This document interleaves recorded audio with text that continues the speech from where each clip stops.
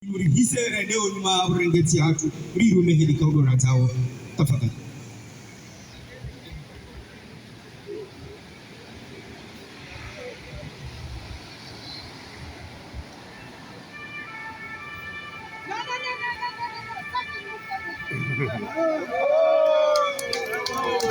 Bravo Guru.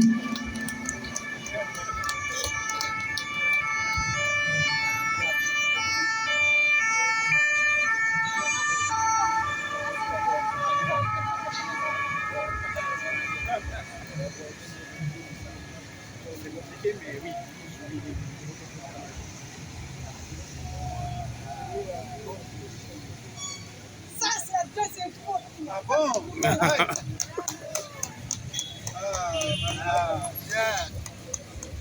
Merci.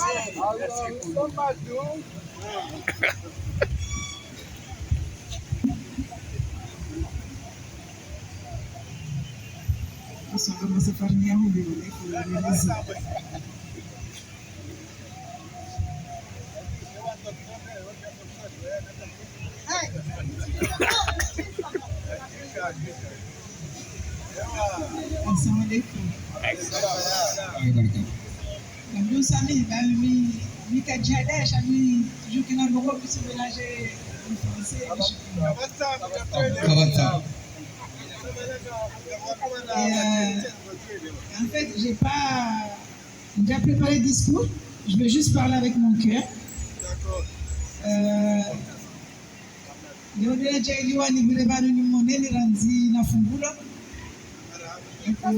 tenais vraiment à passer pour vous dire merci, merci, merci pour tout ce que vous avez fait pour moi. Merci d'avoir été là pour moi. Merci à toutes mes sœurs, même ceux qui n'ont pas pu être là aujourd'hui. Merci à Jamila. J'ai vu tout ce qu'elle a fait dans les autres manifestations africaines avec ma photo. J'ai tout vu. J'ai visualisé beaucoup de vidéos qui parlaient de moi quand j'étais en prison. Et j'ai été très très touchée par vos témoignages. Il y avait des choses, j'avais même oublié que je les avais fait. Notamment, quand sur nos vidéos, il y a Youssou Souley qui disait que c'est vrai quand j'étais ici à Paris, parce que j'ai fait 11 ans à Paris et 19 ans à Lyon. Je collectais des fournitures scolaires pour des enfants des villages dans les hauts là-bas, Badjini, mais tout ça, ça m'était sorti de la tête. Et tous les vidéos m'ont rappelé tout ce que j'ai fait et je vous remercie tous. Et sincèrement, je suis désolée de n'avoir pas pu venir avant, mais on a des droits de venir aujourd'hui que Dieu a voulu que je vienne là pour vous remercier pour tout ce que vous avez fait. Non, non. Merci. Barakallahu fik. Barakallahu. La prochaine fois, Inch'Allah. Je n'ai pas pleuré un seul moment et là, tout d'un coup, là,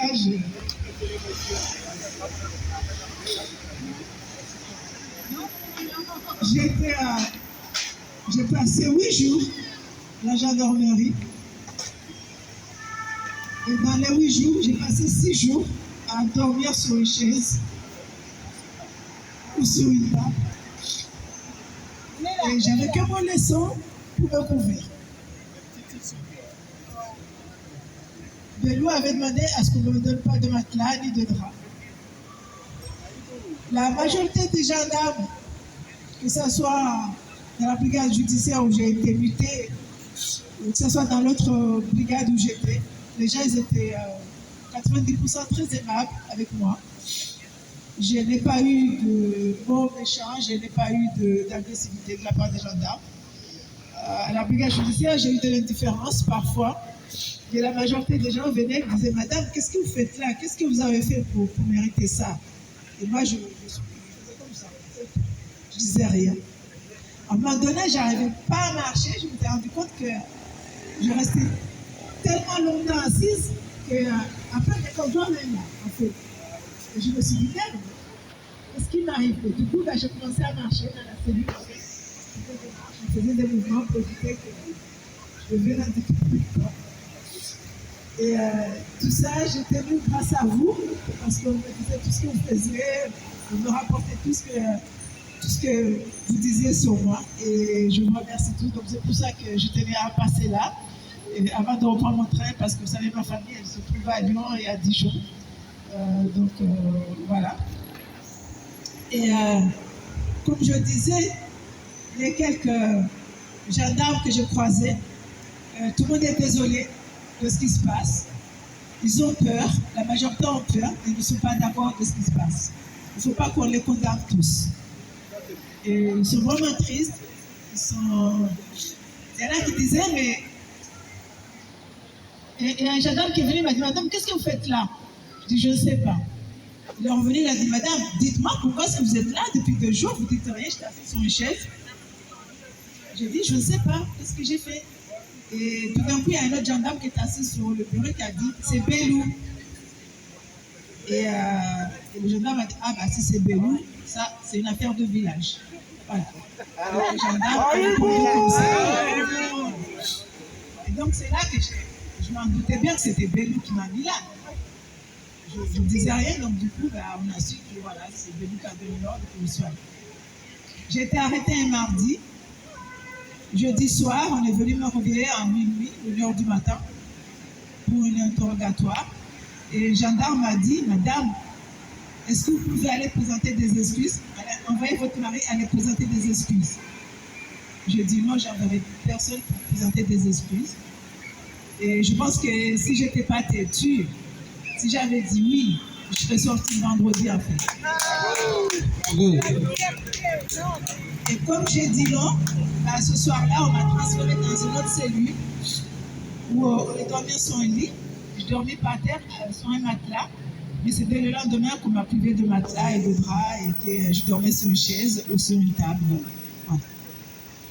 Et après 8 jours, j'ai été transférée à la prison de Moroni. La cellule, ça faisait très peur. Parce que quand je suis arrivée, j'ai vu quelqu'un qui cassait du bois. Et on m'a dit, tu connais ce monsieur? Je dis non. Il m'a dit, je crois que c'est Mafoura. Ouais. J'ai dit, mais c'est un criminel? Il m'a dit oui. Et vous vous rendez compte qu'il était en train de casser du bois et c'était la fenêtre de notre cellule. Donc ça veut dire que le gars, il aurait pu rentrer là avec sa hache et nous déchiqueter. Et ce soir-là, moi, j'ai pas beaucoup dormi. J'ai pas beaucoup dormi. Avec tout ce qu'on avait appris, hein, les viols, les trucs comme ça. Et le lendemain, le gardien en chef m'a convoqué pour me dire, bah, madame, vous savez, on va vous changer, vous ne pouvez pas dormir là, dans cette pièce. Et bah, là, bah, j'ai eu le luxe d'inaugurer la prison pour femmes. Donc j'ai été transférée avec mes collègues femmes dans une nouvelle prison qui a été construite par l'Union européenne. Et là, on avait des lits, de nouveaux matelas, de nouveaux draps de Maurice et des toilettes comme en France. Sauf qu'il n'y avait pas l'eau chaude. Voilà. Parce que après, j'ai dit au directeur, il m'a dit, oui, madame, venez, il y a de la douche et tout. Je dis, il y a de l'eau chaude? Je dis, oh, madame, là, vous exagérez. Et il faut savoir qu'en prison, on mange une fois par jour. Et on a chacun droit, on est 7 femmes, on a chacun droit à un mabawa. D'accord? Donc ça fait 7 mabawa. Une aile de poulet pour chaque personne et 500 grammes de riz pour chaque personne. Quand la femme est venue me dire que voilà, votre manger, tout ça, moi j'ai dit, de toute façon, moi je ne mange pas. Elle m'a dit, de toute façon, que vous mangez ou pas, c'est inclus. Je dis, ok, bah, c'est inclus, mais moi je n'ai jamais mangé le repas de la prison. J'avais dit à ma famille, il y avait aussi une association qui m'amenait à manger et à 2 reprises, j'ai eu du repas préparé à la maison. Et là, c'est pareil, j'ai dit, je ne mange pas. Il y a des familles à Angou. J'ai dit, si vous ne m'amenez pas quelque chose que vous achetez dans un restaurant, à la place, je ne mange pas. J'ai confiance en personne. Donc, mais il faut savoir aussi que la personne qui vous amène à manger, le gardien prend sa pièce d'identité, il vient te montrer pour te demander si tu le connais d'abord. Et si tu le connais, là, on t'autorise à te donner à manger. Donc moi, alhamdoulilah, ben, j'avais ma belle-mère, j'avais des associations.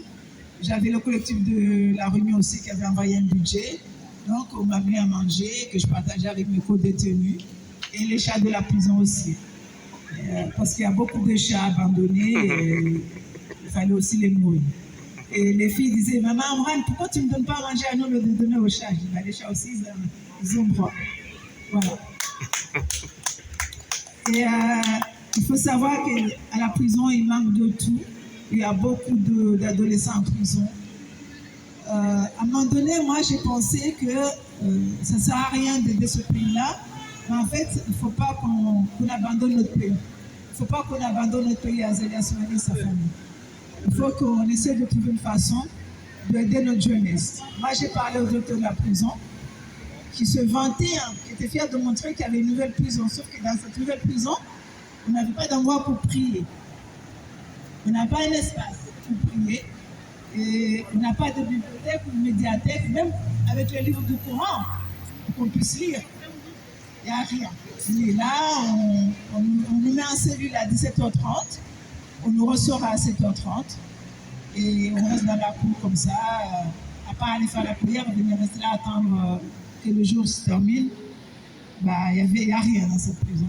Et un jour, j'ai vu 2 blancs. Non, le jour même où j'étais transférée en prison, j'ai vu 2 blancs rentrer dans une cellule. Et j'ai demandé qu'est-ce qu'ils vont faire là-bas, ces 2 blancs. On m'a dit, bah, ils vont donner des cours d'anglais.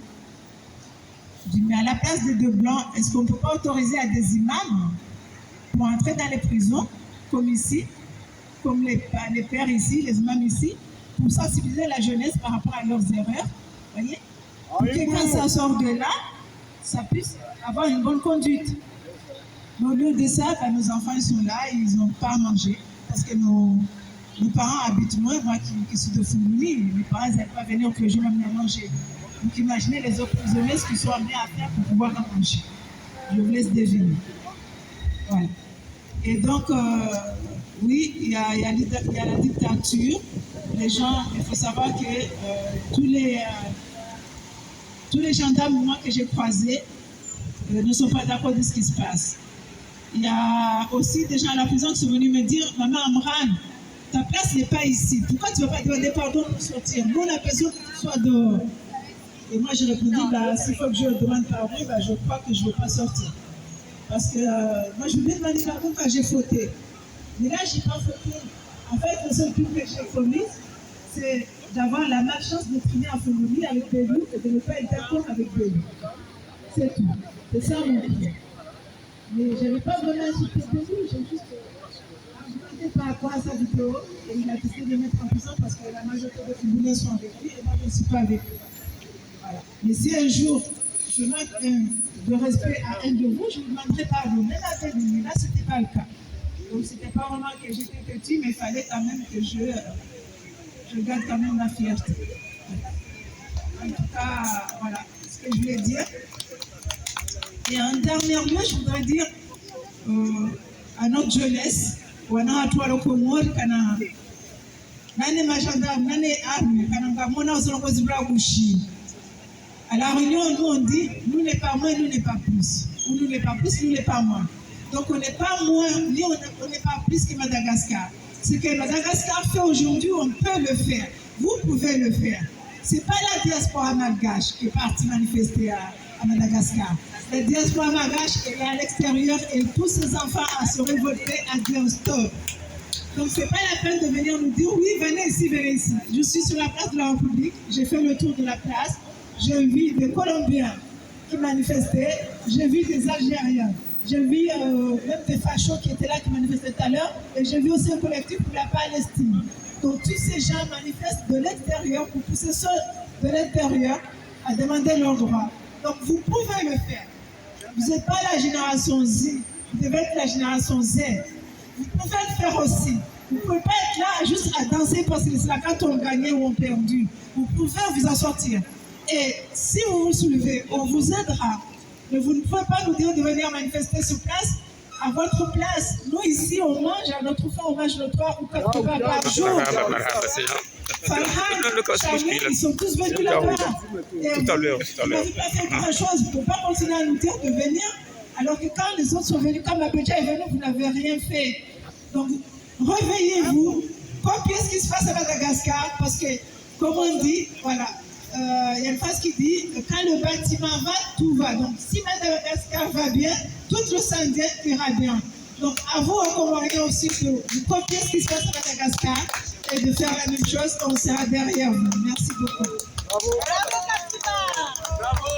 Kampaka da ho Komoro Media Source antenne Paris rikaushia yetu skuru ya Fatima Saidi Mzee Kao namtoa Afrika wa harengwa di o Monsieur Belou ili yamtambishe haukaya akana problemu ya kifamili au problemu ya mjina ya mji ebenga bo Komoro Media Source ranzida banu como da banu place de la République leo tarehe 10 bibi ya mwezi wa Oktoba 2025 wa fikio ya mwezi 20 ya Rabiul akhiri ya mwezi ya 1447 hijria ya diskuru ya hahe kawa skwale muhabiritiani banu Paris akaanza ya fanye kitamwanyi ya hahe. Que je fais des actions humanitaires. Donc, je vais vous demander, vous qui filmez, je ne sais pas si vous voyez mon dos. Ah oui. Voilà. Donc, ça, c'est l'association qui lutte contre le cancer de la femme au Comores. C'est une association qui n'a pas beaucoup de moyens, qui a besoin de nous pour continuer à aider nos compatriotes.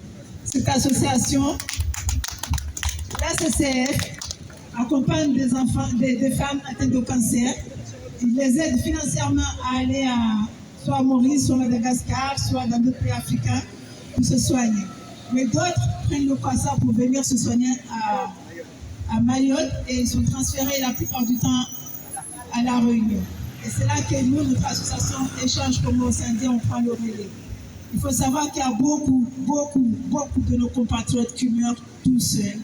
Watunamdo a passé les shahada. Il y a 3 jours, on a perdu quelqu'un qui a été transféré. Les médecins, quand ils ont posé le diagnostic, ils ont dit qu'il en a pour 3 jours. Et au bout de 3 jours, la personne est partie. Il avait 27 ans. C'était un jeune homme qui avait 27 ans. Vous voyez? Donc, moi, je vous appelle juste à soutenir ces deux associations-là. Même de loin, vous pouvez faire un don pour aider nos associations à continuer à aider nos compatriotes. S'il vous plaît. Merci beaucoup. Merci. On vous connaît, Fatima. C'est pas seulement cette association que vous avez travaillé pour sauver les pêcheurs comoriens dans toute l'Afrique, à côté Madagascar, Seychelles et tout. En tout cas, les pêcheurs comoriens qui sont perdus dans les eaux comoriennes et dans les eaux de l'océan Indien. Vous étiez